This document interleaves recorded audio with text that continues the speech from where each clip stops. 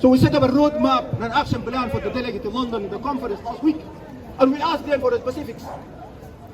Things to be done. There's at least one of them protect the civilian. Stop the sexual violence against women and girls. And also form a mechanism to let the international aid get into that country. Because most of them, the Sudanese Armed Forces and the RSF, working the humanitarian rate to go to that country. Why? Because they need people to starve to this. They don't want people, the 25 million people should go out of their home and land where the gold can be digged. So we said that's one of the mechanisms. We urge the international community to push with the foreign aid where people in Sudan can be fed. We urge them to form a real mechanism under the United Nations and to the African Union where the aid can reach to the needy people, not to the government, not to the RSF, not to the Sudanese Armed Forces, where everything will be disappearing in a second. Some to the British government, 120 million pounds last week being sent in aid to Sudan, and before 200. So altogether, for the British government, 250 million pounds in aid. But that money will not reach to the needy people. That money will end up with the Sudanese forces and the RSF in the border.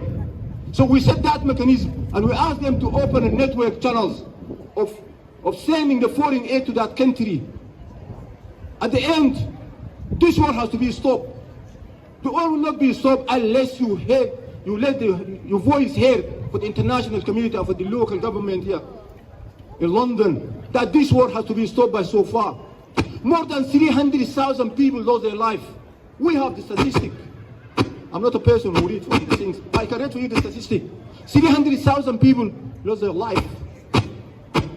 More than 2,000 incidents of rape and sexual violence. And human trafficking started now. Around 2 million people, mainly girls and kids, been trafficked to West Africa, and from West Africa to wherever in destination.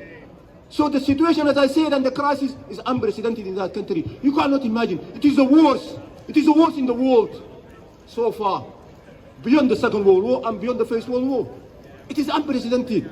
I've been to Addis Ababa a few months ago for a conference there, and we met people coming from the ground.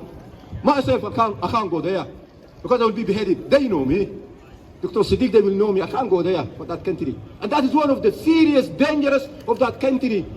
If you are an activist like those guys, Marwa, Hussein, and Muhammad, no, you can't go there. No, it's not for you. Because you let the people stay in their ground.